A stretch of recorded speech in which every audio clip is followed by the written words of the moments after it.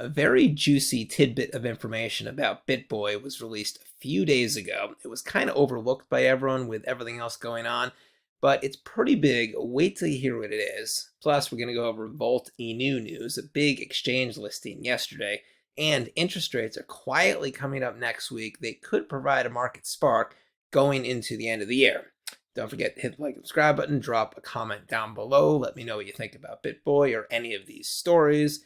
And without further ado, let's begin. So, BitBoy, I'm not sure how much you are on crypto Twitter. If you are, you're pretty up to date with a lot of these stories. If you're not, you're not up to date with them, but he has just been all over the news lately, and most of it has not been good in the last week.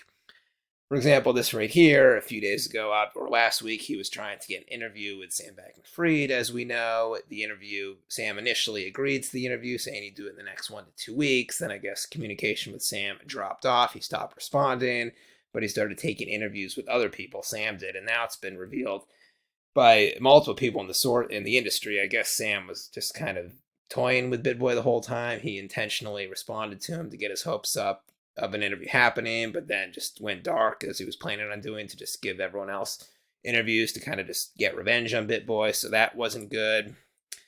Then BitBoy just recently announced that raising money for an all expenses paid trip for anybody who lost money in Celsius, Voyager, or FTX to join a protest outside the Bahamas.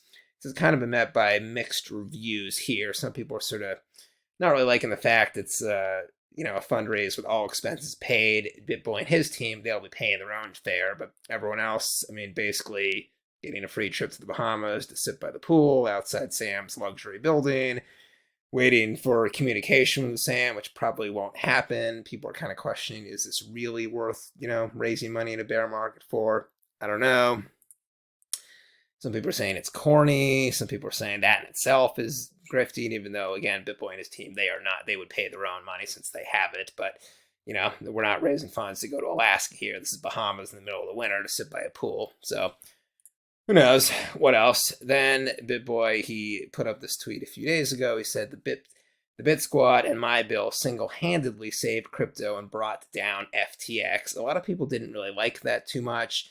Batman here, he responded. He said, I'm pretty sure a leaked balance sheet, flimsy collateral, internal embezzlement, and the CZ tweet brought down FTX, not some delusional scammer with a Messiah complex who shilled FTT to his audience. This tweet got a lot of traction, a lot of likes here. I would politely, sort of delicately, more agree with Fatman on this one. I don't really think BitBoy's actions had too much to do with the implosion of anything at all. It was Caroline's tweet, first and foremost, then indirectly CZ's tweet, and it was just a lot of paranoia and sort of, dislike of Sam built up over the last 6 months and years. It was very little to do with BitBoy, so I'd have to agree with Fatman there. Then, totally unrelated, but not sparked by anything, but this happened in the last week as well. Zach XBT, he found evidence of a paid promotion video that BitBoy, I guess, did in 2021 and did not disclose that it was a paid promotion. Now, nothing happened with the coin they were promoting. It was a good project. But BitBoy's big thing with the paid promotions is, even though 1 or 2 of his projects, unintentionally rug pulled or just didn't end up being good projects, he admits to that, even though it wasn't his fault. But he has always said, I did say every single promotion was a promotion. That was his shtick. But Zach XBT found one where he didn't do that. BitBoy admitted to it. Then credit him, he did pay the money, the $15,000 or the $10,000 or whatever it was. He paid the money back to Zach XBT yesterday. But again, damage was sort of done. Remember when he sued Atosi, it wasn't so much about just the negativity of the video, specifically that he didn't like that Atosi said that, or claimed that BitBoy was not saying that he was not disclosing the promotion in the video, whereas BitBoy was saying he was disclosing the promotion. That's what the lawsuit was over. So Zach XBT's find here was a little damning. Then BitBoy was getting into it with some other people here. He hasn't really gotten into it before, or not that I'm aware of. Autism Capital, Udi Wertheimer. I guess this again was yesterday here. This was about, BitBoy was saying in another tweet that he claimed that he predicted FTX's insolvency with a tweet or series of tweets in mid-September. Now, we've seen this a lot from BitBoy, a lot of after the fact sort of claiming to have called something correct or whatnot. So Udi and Autism Capital took offense to this. They said, well, show us one instance where you actually made a tweet using the word insolvent. You predicted that FTX would be insolvent. Of course, BitBoy couldn't come up with that because he didn't make any tweet where he predicted they'd be insolvent in those words. BitBoy instead dropped this tweet. He's kind of blaming it on CZ. He said CZ messed the whole thing up. We had come up with basically an investigative journalism piece that was going to come out at some point, which predicted exactly what happened, but CZ's tweet sort of sped the implosion up, so BitBoy's investigative journalism piece just died, wasn't able to be released. But then the most damning thing was this right here. So you might know that last week there was a conference right here. So I was at this conference. This was Decentral Miami. So BitBoy was on a panel with Altcoin Daily, Tom Crown Crypto, Crypto Zombie, a lot of big people, and then it was going very well. Then this female sort of heckler raised her hand, made some sort of semi-argumentative question. So I couldn't even hear her, honestly. I was in the crowd, but it was something about her not being happy with some coin that he promoted, the usual stuff. The conversation started off in a normal tone. It was like 20 to 30 seconds of, arguing, but in a normal tone. Then listen to it, what it delved into here, this 30-second clip. Whether it's a year ago, right? Hold on. When you do this, go and check okay, so you're telling us. You're telling us. You're telling us. Okay, can you at least complete that? No, I don't have to back it up with evidence. You see something like that? You know what? She's a murderer. She's a murderer. Look at you, you're shaking. You know when people shake? Those are psychological evidences. We know when you're wrong. You shake. It's accusations. And check all the things that we have done. No one needs to. Where's the evidence? Let's hear it. So there that is there. So as you can see, that was not very pleasant whatsoever. BitBoy was calling her a child molester and a murderer at several points. Yes, you heard that correctly. I guess he was kind of trying to prove a point that I can call you whatever I want to call you without evidence, and people will believe it's true. That's she was doing the same with him. But regardless, when two people are screaming at each other, it got even more heated than that earlier. They were shrieking at each other in 30 seconds beforehand. I only played you that clip because that's where the murder and child molester comments were. But the bottom line is when a guy and a girl are screaming at each other, the guy is never going to look good. It's the girl. It doesn't no matter what it's about. You just can't be shrieking at a girl. That just does not look very good. If it's two guys shrieking at each other, not a big deal. Guy and girl, not really going to go too well, whatever. And then, so that seemed to be all forgotten and everything. But then just on Sunday, so this is about 4 days after the incident, BitBoy posted this tweet here that kind of got lost in the shuffle. No one really picked up on it with everything else.